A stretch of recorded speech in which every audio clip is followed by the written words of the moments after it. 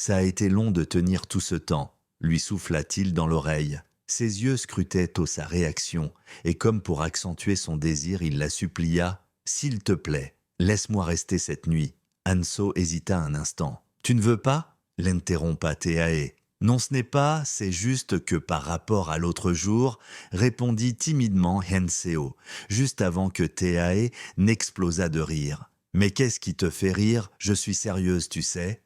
C'est juste que je voulais vraiment être avec toi après tout ce temps. » Le regard attendrissant tourné vers Hanseo, il posa sa main en bas de son dos comme pour avouer qu'il était réellement là avec des arrière-pensées. « J'ai même apporté des vêtements et pris un congé demain, donc je t'en supplie, laisse-moi rentrer. » Face à tous ces arguments, il fut difficile pour Hanseo de refuser sa proposition. Au même moment, Min-cheol, enfoui dans une ruelle sombre, téléphone à la main, essayait de joindre Hanseo, mais fut extrêmement déçu de l'absence de réponse. « Merde » lâcha-t-il, vraiment agacé. « Hanseo ne répond pas à mes appels. Ça fait déjà plusieurs jours qu'elle n'a pas répondu à mon texto. » À cet instant précis, Min-cheol ne pouvait empêcher son esprit de se demander la raison qui faisait qu'Hanseo ne répondit pas à ses appels. Était-ce dû au fait que des agents de recouvrement étaient venus lui causer des problèmes durant son absence ou tout simplement dû au fait qu'elle serait probablement malade?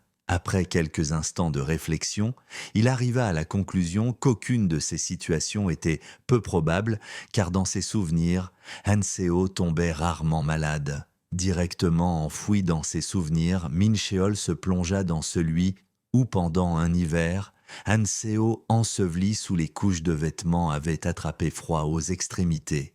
Min-cheol, au vu de la situation, voulut lui apporter de la chaleur en la réchauffant sous ses propres vêtements. « Mets ta main ici, lui lança-t-il en souriant, et ne sois pas embarrassé juste parce que mon corps est archi-beau, s'amusa-t-il. Au même instant, un double souvenir fit surface dans son esprit.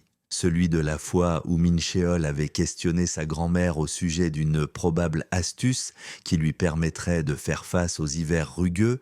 Elle lui avait répondu à ce moment-là qu'il lui suffisait de rester en vie. Mais Min-cheol ne put s'empêcher de lui faire part de ses interrogations au sujet de la sensibilité au froid dont pouvaient faire preuve certaines femmes. Sa grand-mère ne le laissa pas aller plus loin dans sa réflexion puisqu'elle lui rappela en criant à ses oreilles son obligation pour lui en tant qu'homme de veiller à ce que sa future femme soit toujours au chaud. « Ne t'avais-je pas dit à mettre des sous-vêtements chauds ?» Et son grand-père, qui était à proximité, en rajouta une couche en lui rappelant que le corps d'une femme doit toujours rester au chaud. Alors, à ses conseils, Min-cheol ne tarda pas à en offrir à Hanseo. Ce petit paquet vert, orné d'un joli nœud doré, fut en quelques instants anéanti pour laisser place à un tissu de couleur beige dans ses mains. En voyant sa réaction, Min-cheol ne put s'empêcher d'exploser de rire en se pliant en boule, vexé par sa réaction. Hanseo ne souhaitait même pas essayer son cadeau de peur d'être moqué. Mais Min-cheol insista en lui promettant qu'il ne le fera pas. Alors après un instant d'hésitation, elle s'éclipsa de la pièce et revint quelques minutes plus tard. Hanseo réapparut devant lui, avec le vêtement sur elle. Ce dernier lui allait tellement bien que Min-cheol finit par rougir. Stupéfait, il insista même auprès d'elle pour qu'elle le porte un peu plus longtemps. Elle est en train de porter un simple sous-vêtement chaud, alors pourquoi est-elle aussi belle ? Rougit-il intérieurement. En l'espace d'un instant, Min-cheol se souvint des contradictions qu'il y avait dans sa relation avec Hanzo et quand le changement entre eux a commencé à s'installer. Dans un moment parallèle, Teae sortit de la douche vêtu d'un survêtement qui semblait clairement dire tout haut « Je suis bien à la maison ». Hanzo, qui finissait d'installer le lit, l'invita à s'installer dans son lit avant qu'elle n'éteigne la lumière. Elle, qui était mise en valeur par une robe verte sapin, s'installa délicatement auprès de celui qui avait occupé toutes ses pensées durant ces derniers jours, mais cette dernière ne ressemblait absolument pas à un vêtement digne d'être porté pour aller dormir. Teae, qui la scrutait dans ses moindres faits et gestes, la questionna à ce sujet. « Tu devrais aller te changer, je connais déjà tes vêtements habituels, tu sembles être inconfortable. » Hanzo lui répondit qu'elle n'avait tout simplement pas de pyjama, mais semblait être une fausse excuse.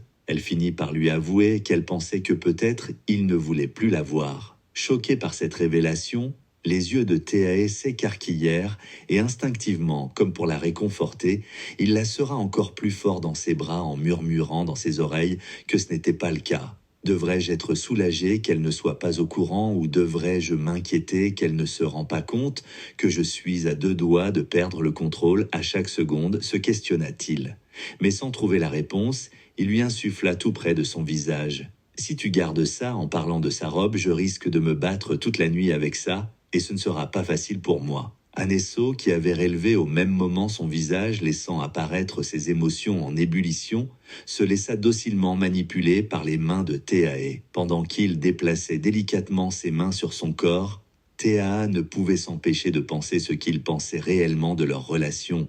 Si quelque chose d'aussi petit pouvait me faire te détester, nous n'aurions jamais commencé. Si ce que je ressentais était aussi superficiel, je n'aurais même pas pensé à t'approcher. Tu peux faire ce que tu veux, même si tes mains usent de mon amour, même si tu piétines mon cœur à volonté, je l'endurerai avec plaisir.